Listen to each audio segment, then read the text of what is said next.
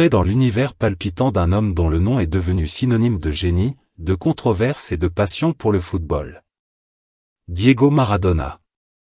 Un nom qui évoque des émotions intenses, des moments magiques et une personnalité inégalée. Dans ce documentaire captivant, plongeons dans la vie incroyable de cet athlète légendaire, dont le talent transcende les frontières du sport et dont l'histoire a captivé des millions de fans à travers le monde. Découvrez l'épopée d'un homme qui a brisé les conventions, révolutionné le jeu et laissé une empreinte indélébile dans l'histoire du football. Des triomphes épiques aux luttes personnelles, suivez le parcours fascinant de Maradona, une icône dont la vie hors norme a façonné un héritage inoubliable. Accrochez-vous pour un voyage inédit à travers la vie et la carrière de celui qui est bien plus qu'un joueur, Diego Maradona, une légende à découvrir.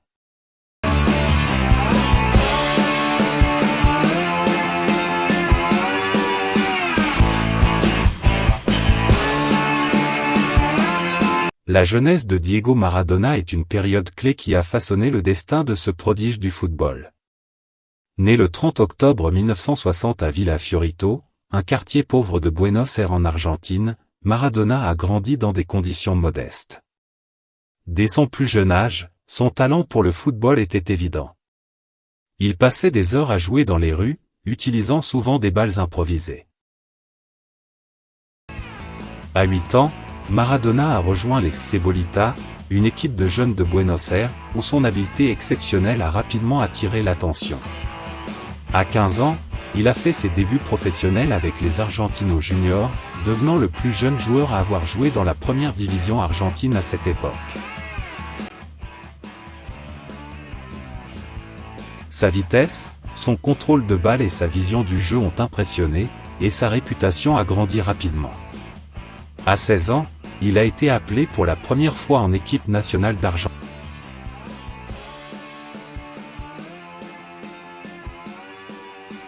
Cependant, malgré ces défis, Maradona a su utiliser sa détermination et son talent brut pour se frayer un chemin vers le sommet du football mondial. Sa jeunesse à Villa Fiorito a été le berceau de ses compétences exceptionnelles et de sa détermination à réussir dans un sport qui allait finalement le propulser vers une gloire mondiale.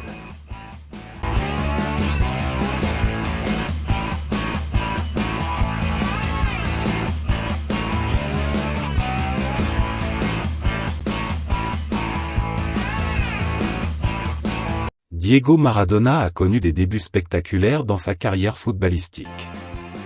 Ses premiers pas en tant que professionnel avec Boca Juniors, l'un des clubs de football les plus prestigieux d'Argentine, ont été marqués par des succès notables et a contribué à cimenter sa réputation de génie du football.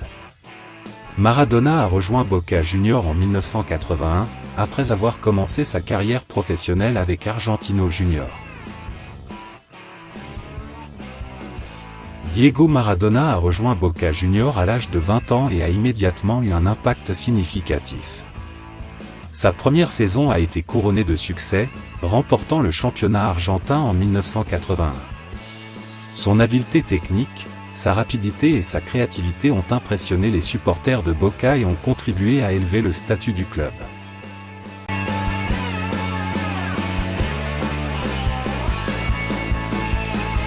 Sous la direction de l'entraîneur Silvio Marzolini, Maradona a aidé Boca Juniors à remporter le championnat argentin de manière impressionnante en 1981.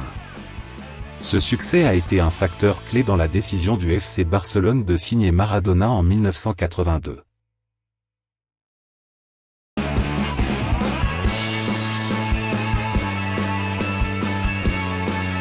L'un des moments marquants de la période de Maradona à Boca Juniors a été sa participation à la Copa Libertadores en 1981. Boca a atteint la finale, mais a été battu par Flamengo. Cependant, la performance de Maradona dans le tournoi a attiré l'attention du monde entier.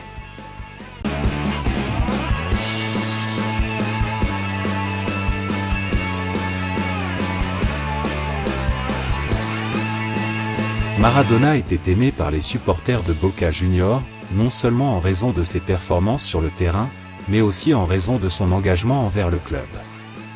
Sa personnalité charismatique et sa connexion émotionnelle avec les supporters ont créé un lien spécial.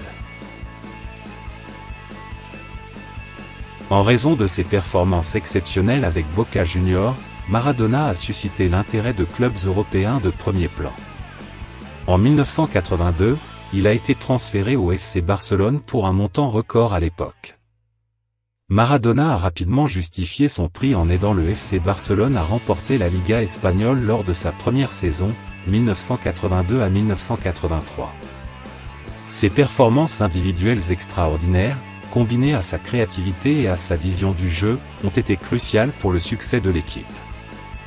Maradona a également contribué à la victoire du Barça en Coupe du Roi lors de la saison 1982 à 1983. Cependant, malgré ses exploits individuels, le club n'a pas réussi à remporter la Ligue des champions de l'UEFA pendant cette période. En 1984, après seulement 2 saisons au FC Barcelone, Maradona a quitté le club pour rejoindre Naples en Italie. Son départ a été précipité par des différends avec la direction et l'entraîneur. Malgré les tensions, Maradona a laissé une empreinte indélébile sur le club et est toujours considéré comme l'un des meilleurs joueurs ayant évolué sous les couleurs du Barça. La période de Diego Maradona au FC Barcelone a été à la fois glorieuse et tumultueuse. Ses réalisations sur le terrain ont été exceptionnelles, mais les problèmes extrasportifs ont contribué à une séparation prématurée. Néanmoins, son passage au Barça a contribué à consolider sa réputation de génie du football avant son départ pour l'Italie, où il connaîtrait d'autres succès majeurs avec le SSC Napoli.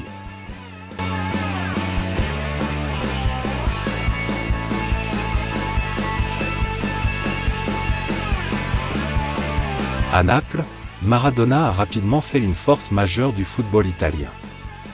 En 1987, le club a remporté son premier Scudetto, championnat italien de Série A, sous la direction de l'entraîneur Ottavio Bianchi, créant ainsi l'histoire en mettant fin à la domination de clubs du nord de l'Italie. En plus du succès en Série A, Naples a remporté la Coupe de l'Union des associations européennes de football, maintenant appelée Ligue Europa, en 1989 et la Supercoupe de l'Union des associations européennes de football la même année. Maradona était le cœur et l'âme de l'équipe.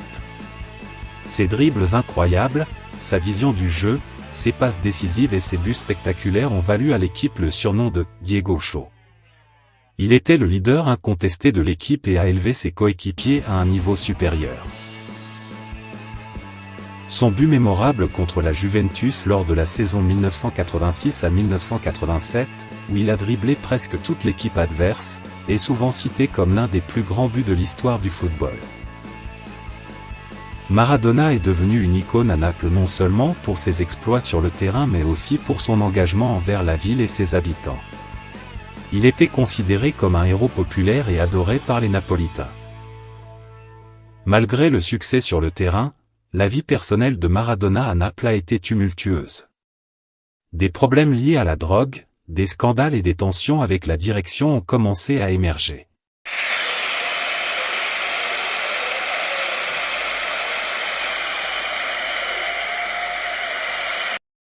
La Coupe du monde de la FIFA en 1986 au Mexique a été le point culminant de la carrière de Diego Maradona.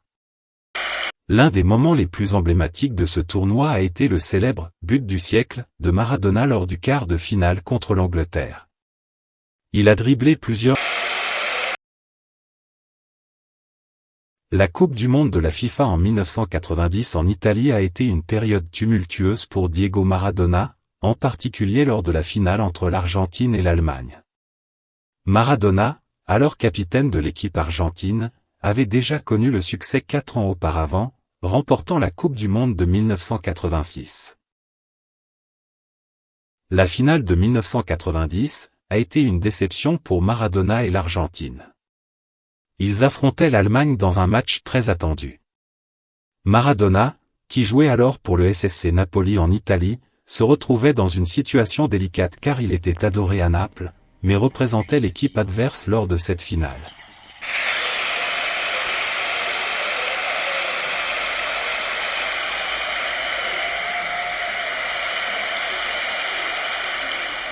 La pression sur Maradona était immense.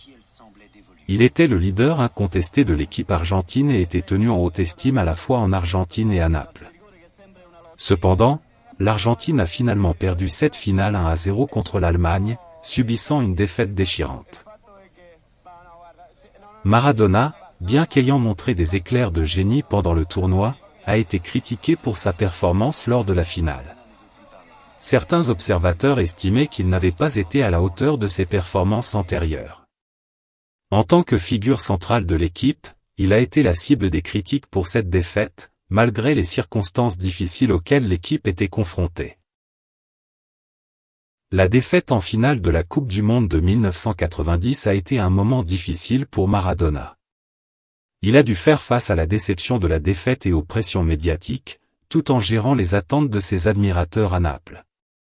Cela a ajouté un chapitre complexe à la carrière de Maradona, illustrant la complexité des enjeux à la fois sportifs et personnels auxquels il a été confronté à cette époque. Ce retour tant attendu a été écourté par des événements dramatiques. Maradona a été suspendu du tournoi après seulement 2 matchs en raison d'un contrôle antidopage positif à l'éphédrine, une substance interdite. Son retour au plus haut niveau du football international avait suscité beaucoup d'espoir et d'attentes de la part des fans argentins et du monde entier. Maradona, bien que toujours considéré comme l'un des plus grands joueurs de tous les temps, avait dû faire face à des problèmes de santé et de conditions physiques tout au long de sa carrière, ce qui a contribué à sa suspension de la Coupe du Monde 1994. Diego Maradona a eu une relation bien documentée avec la drogue, en particulier la cocaïne, tout au long de sa carrière et de sa vie personnelle. Son usage de la drogue a commencé à être médiatisé au milieu des années 1980, alors qu'il jouait pour le FC Barcelone. Les premières rumeurs et allégations concernant son implication dans des activités liées à la drogue ont commencé à circuler à cette époque. Sa consommation de cocaïne est devenue plus notoire et problématique après son passage à Naples, où il a connu une période de grande pression et de célébrité intense. Les succès sur le terrain et la pression constante pour maintenir les performances élevées ont probablement contribué à son recours accru à la drogue comme échappatoire. L'usage de drogue de Maradona a eu un impact sur sa carrière, entraînant des suspensions, des blessures et une détérioration de sa forme physique. Malgré son incroyable talent, sa consommation de drogue a parfois compromis son jeu et sa carrière. Les épisodes de dépendance ont été notoires, et ses luttes personnelles avec la drogue ont souvent fait les gros titres des médias. Sa consommation de drogue a également eu des conséquences sur sa vie en dehors du terrain, affectant ses relations personnelles et sa santé. Bien que ses hauts et ses bas avec la drogue aient été largement médiatisés, Maradona a également tenté à plusieurs reprises de se libérer de cette dépendance, cherchant des traitements et des périodes de réhabilitation. Diego Maradona a eu une amitié bien documentée avec Fidel Castro, il a développé une relation proche avec lui au fil des ans, et Castro était un fan déclaré du talent de Maradona en tant que footballeur. Maradona a visité Cuba à plusieurs reprises et a affiché publiquement son soutien à Castro et à la révolution cubaine. L'amitié entre Maradona et Castro a été alimentée par des intérêts communs, notamment leur engagement envers les causes sociales et leur vision du monde. Maradona a même tatoué l'image de Castro sur sa jambe, exprimant ainsi son admiration et son respect pour le leader cubain. Leur relation s'est étendue au-delà du football et de la politique, avec Maradona considérant Castro comme un ami et un mentor. Après la mort de Castro en 2016, Maradona a exprimé publiquement sa tristesse et a participé aux funérailles à La Havane.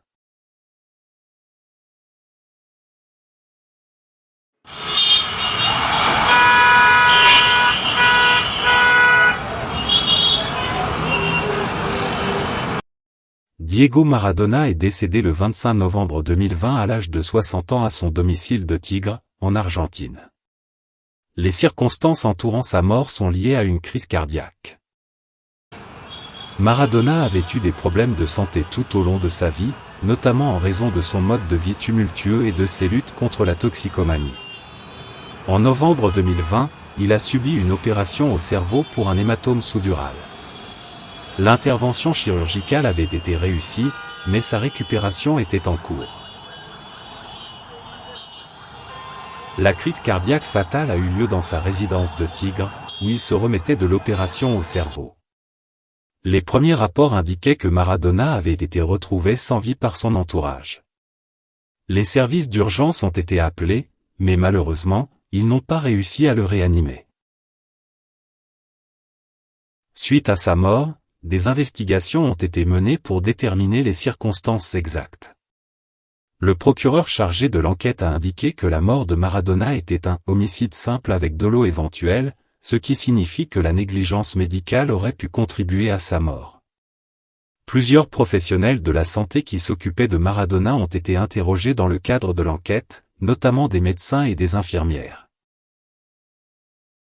L'enquête a également révélé que Maradona avait reçu des soins médicaux à domicile après son opération au cerveau et que des irrégularités dans ses soins étaient survenues.